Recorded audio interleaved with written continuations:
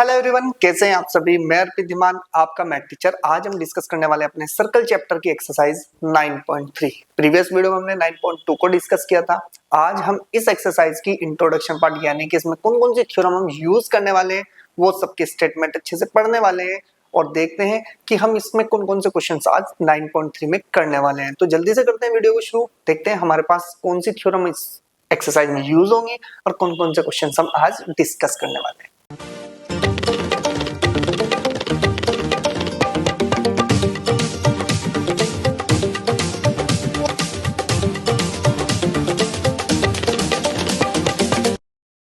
चलिए शुरू कर लेते हैं अपनी एक्सरसाइज। अब सबसे पहले बात करते हैं हम इसके इंट्रोडक्शन पार्ट में कि हमारे पास कौन कौन सी थ्योरम्स हम यहाँ पर यूज करने वाले हैं 9.3 में। तो मैं स्टेटमेंट आपको बताने वाला हूँ, ये स्टेटमेंट आपको याद रखने, ध्यान रखना है। जब भी मैं क्वेश्चन कराऊंगा तो मैं यहाँ पर थ्योरम नंबर लिखूंगा, तो आपको पता चल जाना चाहिए कि हमारे पास जो थ्योरम मैंने बोली है वो स्टेटमेंट वहां पर लिखा जाएगा। इतनी बात क्लियर हो गई। अब आप ध्यान से सुने, पहली आपके पास जो थ्योरम है 9.3 की, वो क्या है। 9.3 में जो पहली एक्सरसाइज है, सॉरी थ्योरम है, वो है 9.7। ठीक है, उसने कहा कि the angle subtended bye an arc at the centre is double the angle subtended bye it any point on the remaining part of the circle. कहने का मतलब क्या है भाई, आपके पास उसने कहा कि अगर मेरे पास क्या है कि भाई आपके पास एक सर्कल है। ठीक है जी, अगर मैं कहूं कि मेरे पास एक सर्कल है, ठीक है, ये मेरे पास एक सर्कल है। उसने कहा कि भाई ध्यान से सुनो, सबसे पहले उसने कहा कि angle subtended bye an arc at any centre of is double. कहने का मतलब क्या है भाई, आपके पास आपके पास क्या है, मेरे पास ये यहाँ पर हमारे पास आ गया कितना, ये आपके पास क्या है कि भाई आपके पास ये कोड है, ये आपका सेंटर है। ठीक है, अगर इससे सेंटर पे बनने वाला एंगल, ठीक है ना, और इससे किसी भी सर्कमफ्रेंस कहीं पर भी टच करके बनने वाला एंगल, अब अगर सपोज करो ये x है तो ये कितना हो जाएगा आपके पास 2x हो जाएगा। क्लियर होगी बात। उसने कहा कि सेंटर पर बनने वाला एंगल क्या है, आपके पास डबल है। क्लियर होगी इतनी बात। पहली थ्योरम ये कहती है। दूसरी थ्योरम कहती है भैया आपको, दूसरी थ्योरम कहती है an angle is the same segment of a circle are equal. अगर मैं इसी को मॉडिफाई करूं, ठीक है, ये मेरे पास सर्कल है, ठीक है। अब ध्यान से देखो, मेरे पास उसने क्या कहा कि angle in the same segment of a circle are equal. अगर मेरे पास ये क्या है भैया आपके पास, ठीक है ना, ये मेरे पास एक कोड है, इससे बनने वाले एंगल, एक एंगल ये होगा, ठीक है। इस एंगल को क्या मान लो, ये आपके पास x है, और एक एंगल इसी सेगमेंट से हमने बनाया ये, ठीक है ना, ये भी एंगल कितना होगा मेरे पास x होगा। कहने का मतलब क्या है कि अगर एक मेरे पास कोई कोड है, इससे सर्कमफ्रेंस पे कितने भी पॉइंट ले लो और एंगल बनाने शुरू कर दो, तो उसके सारे जितने भी एंगल बनेंगे वो सारे इक्वल होंगे। कल को आपने कहा कि सर अगर यहाँ पे एंगल बनाए हम इस तरह से, तो मैं कहूंगा ये भी आपका किसके इक्वल होगा, x के ही इक्वल होगा। ठीक है, ये हमारे पास क्या आती है भाई, आपके पास सेकंड थ्योरम। ठीक है, अब आपके पास आती है नेक्स्ट क्या कहती है भैया आपके पास, ध्यान से समझना है। 9.9 जो थ्योरम आपके पास एनसीईआरटी में, वो कहती है आपके पास if a line segment joining two points subtended equal angle at two other points lie on the same side, ठीक है ना, of the line containing the line segment are four, जो पॉइंट्स आपके पास वो क्या कहलाएंगे, लाई ऑन द सर्कल। उनको क्या बोलते हैं भैया आपके पास, ध्यान रखना, कॉन्साइक्लिक। अब ये कॉन्साइक्लिक क्या होता है, सबसे पहले ध्यान से सुनो। अगर मेरे पास कोई एक लाइन सेगमेंट है, ये लो जी, वो लाइन सेगमेंट ये रहा, आपने अभी अगर आपने एक एंगल ये बनाया, ठीक है, अगर ये एंगल आपके पास सपोज करो कितना है x है, और एक एंगल आपने ये बनाया, तो आपको पता है कि तो थ्योरम के अकॉर्डिंग है भाई आपके पास ये भी x होगा। तो आपके पास दो पॉइंट है a b, और आपके पास दो पॉइंट आपने ऐसे लेते हैं c और d। अब ध्यान से सुनो, ये c a b c d कहां पर है, ऑन अ सर्कल। अगर ये दोनों एंगल सेम बनते हैं तो आप ये कहोगे कि ये जो एंगल्स है आपके पास, ये क्या कहलाएंगे, आपके पास कॉन्साइक्लिक सर्कल कहलाएंगे। क्लियर होगी इतनी बात। भाई घबराना नहीं है, बिल्कुल सेम है आपके पास, ठीक है ना। अगर ये वाली प्रॉपर्टी फॉलो होती है तो एबीसी का मतलब कितना हो जाएगा भाई आपके पास, ये क्या कौन से पॉइंट कहलाएंगे भाई आपके पास, कॉन्साइक्लिक पॉइंट्स। कॉन्साइक्लिक का मतलब होता है सर्कल पे वो चार पॉइंट जो एबी से कोड बनी और सबके साथ एंगल क्या बनाया उसने, सेम बनाया, तो ये कॉन्साइक्लिक क्या कहलाएंगे आपके पास, पॉइंट कहलाएंगे। ठीक है ना।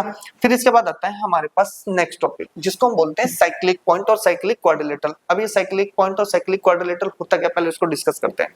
इसने कहा है कि साइक्लिक आपके पास जो पॉइंट्स हैं all points lie on the circle are called a cyclic point. भाई साइक्लिक पॉइंट का मतलब अगर मेरे पास ऑल पॉइंट्स यानी कि सारे पॉइंट सर्कल के ऊपर लाई करते हैं यानी कि सर्कमफ्रेंस पर लाई करते हैं तो वो पॉइंट क्या कहलाएंगे आपके पास साइक्लिक पॉइंट कहलाएंगे। लेकिन साइक्लिक पॉइंट बनने के लिए उसे कंडीशन फॉलो करनी पड़ेगी। उसने क्या कहा साइक्लिक क्वाड्रिलेटरल कब बनेगा, अब quadrilateral whose four vertices on a circle, यानी कि सारी की सारी यानी कि अगर ये पॉइंट आपके पास कहाँ है सर्कल पर है तो इसका मतलब चारों की चारों क्या मिल जाएगी मुझे वर्टेक्स मिल जाएगी और वर्टिसेस मिलेगी तो are called a cyclic quadrilateral. जैसे सपोज करो मेरे पास कोई एक सर्कल है, ये लो जी आपके पास एक ये सर्कल आ गया, आपने इस पे 4 पॉइंट लाई कराए, 4 पॉइंट कहीं पर भी ले लो, 1 पॉइंट 2 पॉइंट 3 पॉइंट और 4 पॉइंट।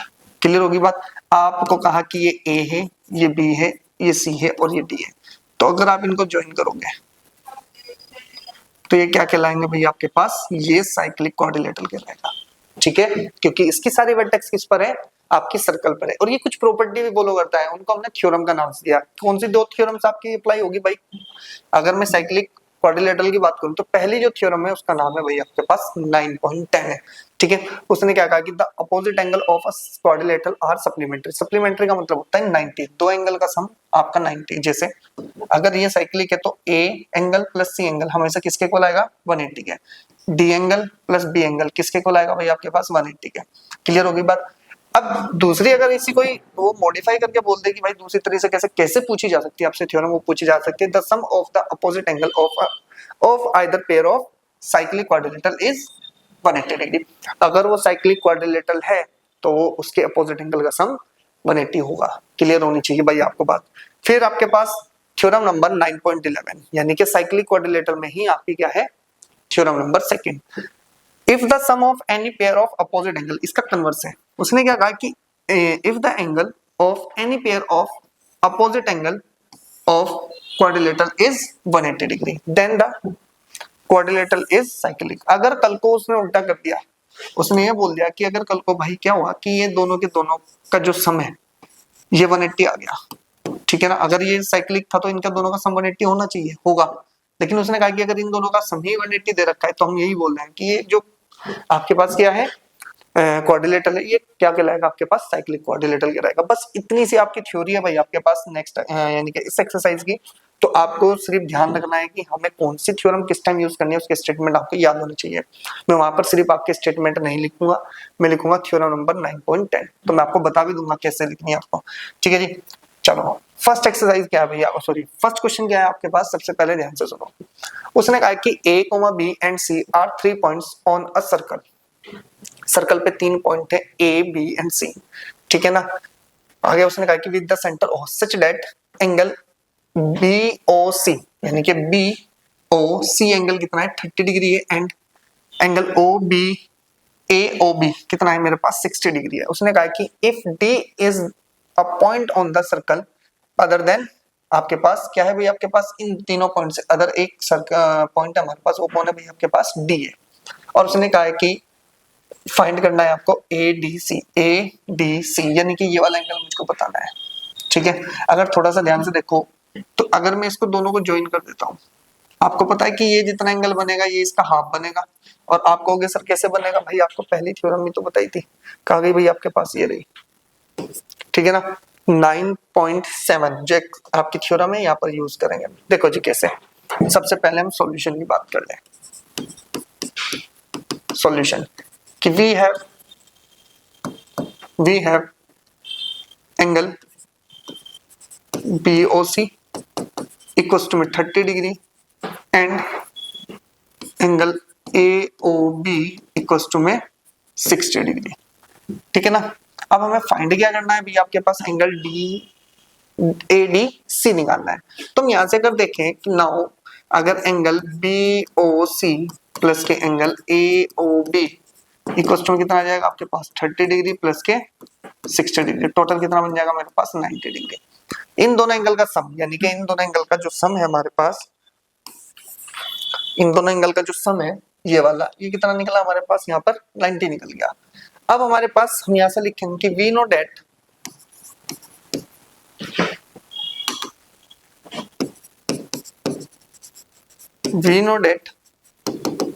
वी नो डेट क्या बोल सकते हैं हम कि angle A O C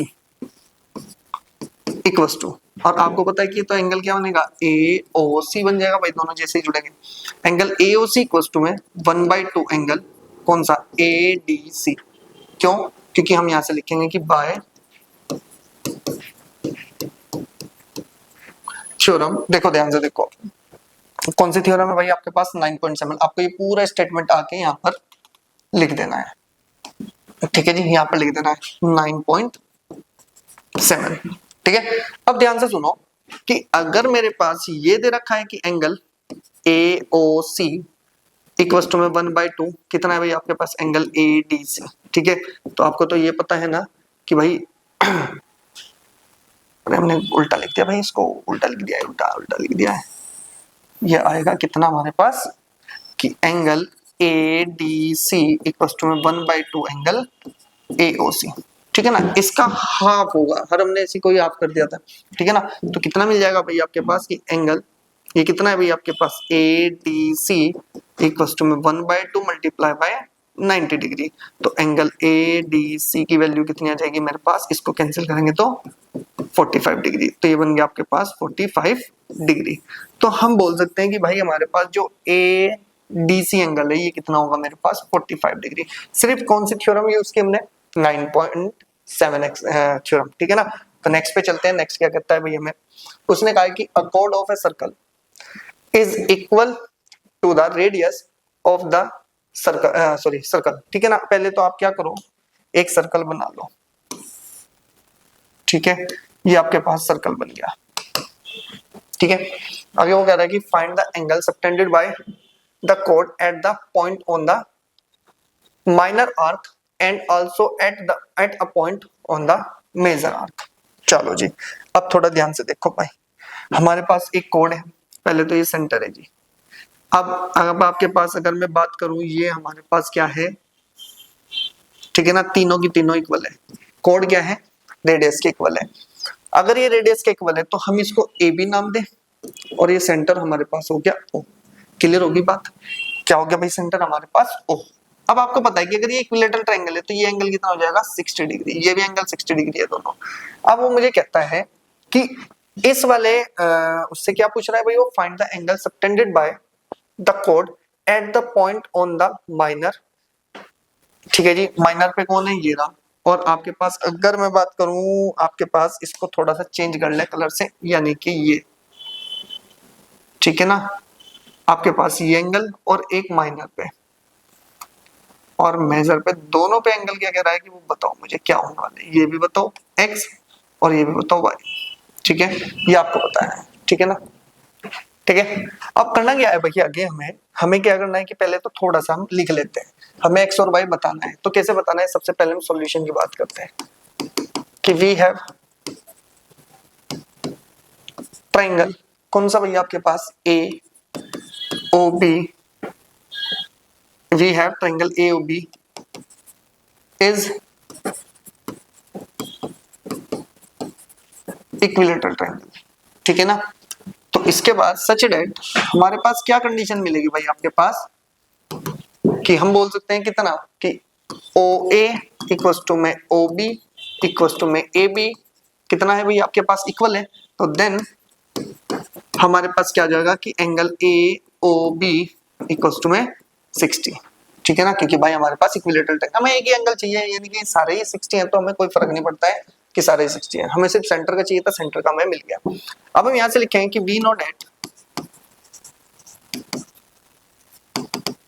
date इसको लिखा जाएगा कि angle A C B equal to में 1/2 एंगल ए ओ बी, ठीक है ना। और हम यहां से लिख देंगे कि बाय थ्योरम 9.7, ठीक है। अब ये 9.7 से हो गया, तो आपके पास यहां से क्या मिलेगा भाई आपके पास कि angle A C B equals to में 1/2 मल्टीप्लाई बाय 60।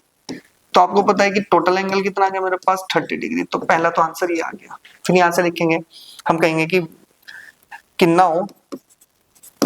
अब ध्यान से देखो, अगर मैं इसकी बात करूं ए डी बी सी, तो इसका मतलब ये जो क्वाड्रिलेटरल है ए डी बी सी, तो हमारे पास जो नेमिंग है ना वो थोड़ी अजीब है।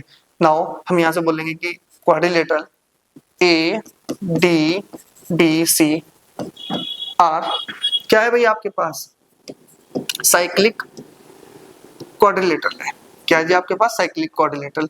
तो इसका मतलब हमारे पास क्या मिलेगा भाई आपके पास, कि अगर एंगल सी और एंगल डी की बात करें, क्या मैं ये लिख सकता हूं कि angle A C B plus के angle A D B equal to कितना है भाई आपके पास 180 डिग्री, ठीक है ना, बाय थ्योरम। अब ध्यान से देखो भाई, अब आपके पास ये थ्योरम है, हमने क्या कहा था कि अपोजिट जो एंगल्स होते हैं वो होते हैं कौन सी थ्योरम से, 9.10 से। आपको ये स्टेटमेंट यहाँ पर लिख देना है, ठीक है ना। तो कितनी आ जाएगी, थ्योरम नंबर 9.10।